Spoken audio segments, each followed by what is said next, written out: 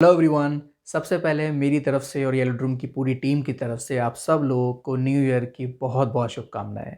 मैं उम्मीद करता हूं कि ये न्यू ईयर 2022 आप सब के लिए फाइनेंशियली बहुत अच्छा हो, आपके बिजनेस इसमें बहुत ज़्यादा ग्रो करें, आपकी हेल्थ बहुत अच्छी रहे और आप एक कामयाबी की ज़िंदगी की तरफ बढ़ें। और इन्हीं सब आशाओं के साथ एक डर भी है जो कहीं ना कहीं हमारे साथ ये साल के शुरुआत में आ रहा है, जो कि है हमारा कोरोना का न्यू वेरिएंट ओमिक्रॉन।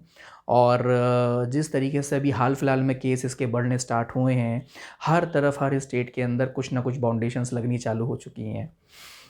मैं ये देख रहा हूँ कि जब से हर एक स्टेट ने अपने अपने हिसाब से इसके ऊपर कुछ ना कुछ रेगुलेशंस बनाने चालू करे हैं। कहीं कहीं जगह पे नाइट कर्फ्यू भी ऑलरेडी लग चुका है और जो मेन बाजार हैं, जो मेन मार्केट्स हैं, उनको क्लोज करा जा रहा है। मॉल्स ऑलमोस्ट क्लोज हो रहे हैं। तो मैं ये ऑब्जर्व कर रहा हूँ कहीं ना कहीं अब दोबारा से लोगों का रुझान सुपरमार्केट बिजनेस, ग्रॉसरी इंडस्ट्री की तरफ होने लगा है।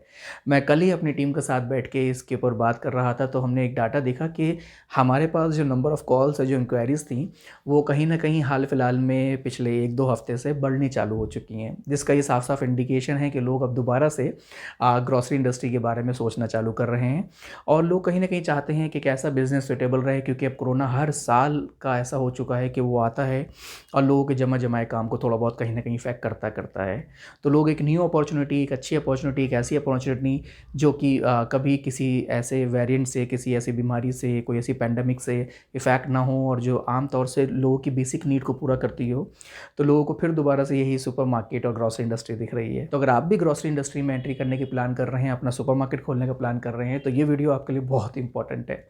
क्योंकि इस वीडियो में कहीं न कहीं मैं आपको इस इंडस्ट्री के बारे में जो मैं आमतौर से लोगों को बताता हूँ, उसके बेसिक और एक कहानी, एक स्टोरी ऐसी बताऊँगा जिससे आप वो गलती ना करें जो कि आम तौर से लोग इस इंडस्ट्री में या किसी भी बिज़नेस में एंट्री करने से पहले करते हैं। तो आसानी से समझने के लिए मैं आपके सामने कुछ सिचुएशन रखता हूँ जिससे आपको इसके बारे में ज़्यादा क्लैरिटी मिलेगी। अगर मैं आपसे मालूम करूँ कि कार कैसे चीज़ सीखते हैं, कार कैसे चलाते हैं, तो मुझे आई एम श्योर कि आप में से बहुत सारे लोग ये बोलेंगे कि उसके कुछ स्टेप्स होते हैं, कुछ प्रोसेसेस होते हैं, हमको वो सीखना पड़ता है, कुछ टाइम प्रैक्टिस करनी पड़ती है और फिर जाके एक दिन आप अपनी कार को चला सकते हैं। सेम अगर मैं आपसे मालूम करूँ कि स्विमिंग कैसे करते हैं, तब भी आप लोगों का यही जवाब होगा कि स्विमिंग के कुछ स्टेप्स होते हैं, आपको उसकी प्रैक्टिस करनी पड़ती है, आपको उसको सीखना पड़ता है and then one day you can swim. और वहीं अगर मैं आपसे बोलूँ कि नहीं, मुझे ये सब चीज़ें नहीं करनी है, मुझे सीखने में, मुझे उसके स्टेप को समझने में टाइम नहीं वेस्ट करना है, मुझे डायरेक्ट ही कार को स्टार्ट करना है और लेके जाना है, मुझे डायरेक्ट ही स्विमिंग पूल में जंप करना है और मुझे तैरना है। और कहीं न कहीं अगर आप ऐसा करते हैं और बिना सीखे, बिना स्टेप को समझे हुए अपनी कार को लेके निकल जाते हैं या आप स्विमिंग पूल के अंदर छलांग लगा लेते हैं, तो उसका नतीजा क्या होगा? मैं चाहूँगा कि आप कमेंट बॉक्स में जाके इसका आंसर लिखें और आई एम श्योर कि आप में से बहुत सारे लोगों का आंसर ये होगा कि वो शायद उस शख्स का आखिरी दिन होगा। और वहीं अगर मैं आपसे मालूम करूँ कि बिज़नेस कैसे स्टार्ट करते हैं, अपना सुपरमार्केट कैसे चलाते हैं, तो आई एम श्योर अब आप ये कहेंगे कि उसके भी कुछ स्टेप्स होते हैं, कुछ प्रोसेस होते हैं, वो सीखना पड़ता है, उसके बारे में समझना पड़ता है और फिर एक दिन आप अपना बिज़नेस कर सकते हैं। पर मैं अगर आपसे मालूम करूँ कि कितने परसेंट ऐसे लोग होंगे जो बिज़नेस के या सुपरमार्केट चलाने से खोलने से पहले अपने सारे उसके स्टेप्स, उसके प्रोसेस, हर एक चीज़ की कंप्लीट इन्फॉर्मेशन गैदर करते हैं और फिर बिज़नेस के अंदर एंट्री करते हैं? आई एम श्योर आपका आंसर बहुत ये होगा कि बहुत कम ऐसे लोग होते हैं और मैं आपको बता सकता हूँ मोर देन 90% लोग बिज़नेस स्टार्ट करने से पहले, अपने सुपरमार्केट स्टार्ट करने से पहले बिना इन्फॉर्मेशन के इस बिज़नेस के अंदर या किसी बिज़नेस के अंदर एंट्री करते हैं। और यही एक रीज़न है इंडिया के अंदर बिज़नेस का फ़ेल होने का।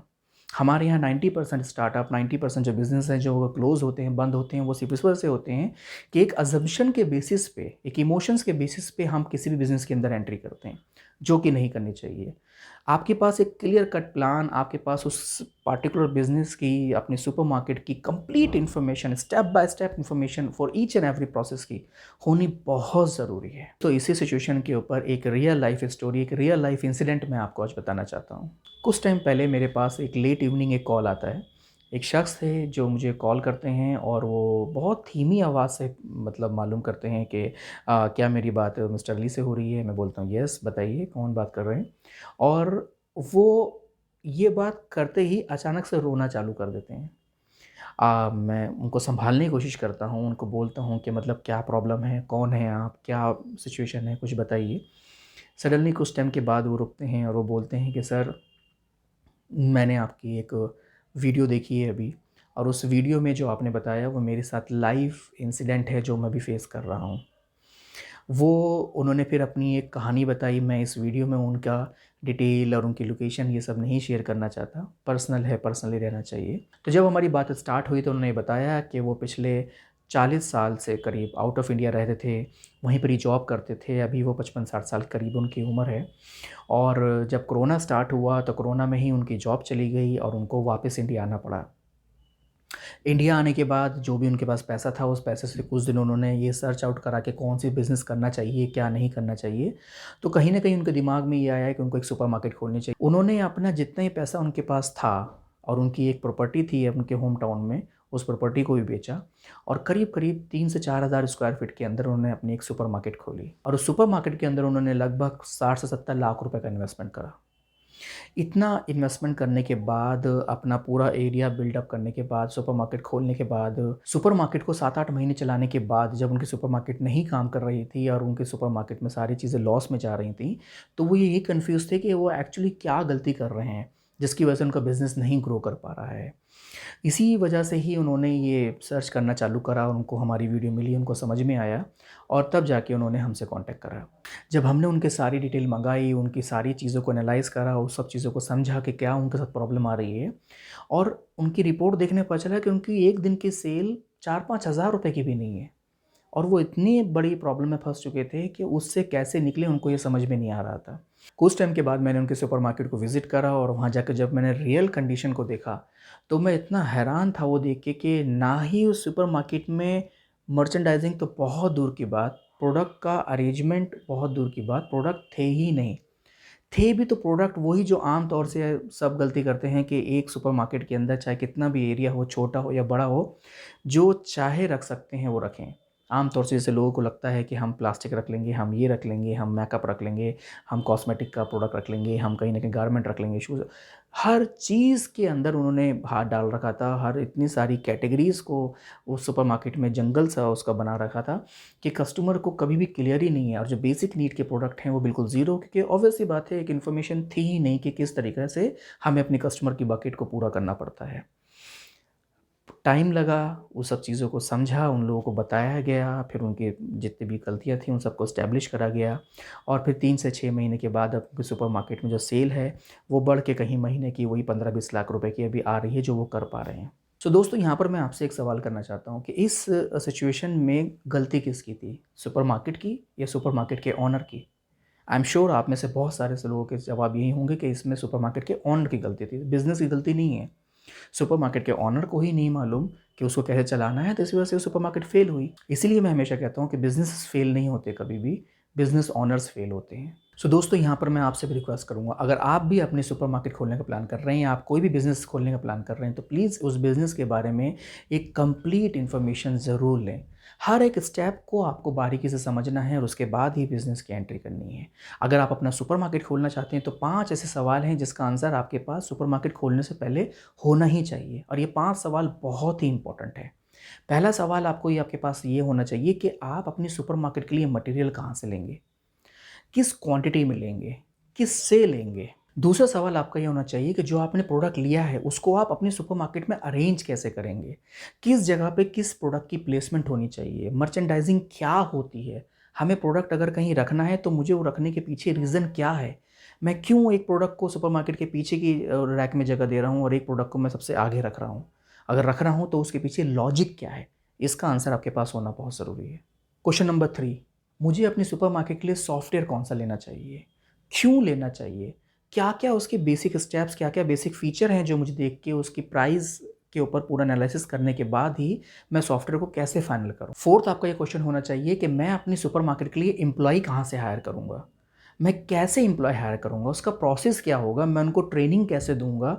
कैसे मैं अपने जो सुपरमार्केट है उसे अपने एम्प्लॉयी के ऊपर छोड़ सकूँगा? वो क्या तरीके होते हैं जिससे मैं सुपरमार्केट में ना रहूँ, मेरे एम्प्लॉयी काम करें, और वो कैसे काम करेंगे? और 5वां सवाल सबसे इम्पोर्टेंट, कि क्या मेरी सुपरमार्केट कल मेरे बिना चल सकती है?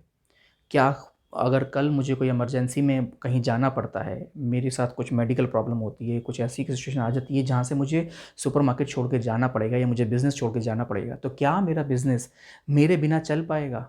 और चल पाएगा तो उसके प्रोसेस क्या हैं, उसके तरीके क्या हैं, किस तरीके से मैं अपनी बिज़नेस को पूरा अपना जो कैश है वो सब चीज़ किसी के ऊपर छोड़ के जा सकूँ। इन 5 सवालों का जवाब आपके पास बिज़नेस को स्टार्ट करने से पहले, सुपरमार्केट को स्टार्ट करने से पहले क्लियर तरीके से आपके पास लिखा होना चाहिए। अगर आपके पास इनके आंसर क्लियर हैं और आप अपना ऑनेस्टली इस चीज़ को एनालाइज़ कर पा रहे हैं कि हाँ, मैंने इन सब चीज़ के बारे में एक पूरी इन्फॉर्मेशन ले ली है, मैंने समझ लिया है, तो ही आप इसके अंदर एंटर करें। इसके अलावा भी बहुत सारे प्रोसेस हैं जिसको हमें समझना ज़रूरी है, लेकिन ये कोर है, ये बेसिक है इस बिज़नेस का। अगर आपको ये सब चीज़ें नहीं मालूम तो फिर आप बाकी सब अगर कर भी लेंगे, फर्नीचर लगा भी लेंगे, आप काउंटर्स लगा लेंगे, कहीं से कंप्यूटर रख लेंगे और आप उसके साथ सॉफ्टवेयर भी कहीं से खरीद लेंगे, लेकिन आप इन सब बेसिक सवालों का अगर आंसर आपके पास नहीं है तो फिर वो आपका सुपरमार्केट चलना बहुत ही मुश्किल हो जाता है। तो आई होप कि आपको ये वीडियो अच्छा लगा होगा, इन्फॉर्मेटिव लगा होगा, और इस वीडियो ने अगर आपको कहीं भी एक मैसेज दिया है तो इस वीडियो को लाइक करिए, शेयर करिए, चैनल को सब्सक्राइब करिए। अगर आप अपनी सुपरमार्केट खोलने का प्लान कर रहे हैं, इस बिज़नेस में न्यू एंट्री करना चाहते हैं और आपके पास इन सब सवालों के आंसर नहीं है, तो नीचे दिए हुए नंबर पे आप हमें कॉल कर सकते हैं और हमसे इसके बारे में डिटेल में डिस्कस कर सकते हैं। मिलते हैं एक नए वीडियो में एक नए टॉपिक के साथ। This is Ali signing off.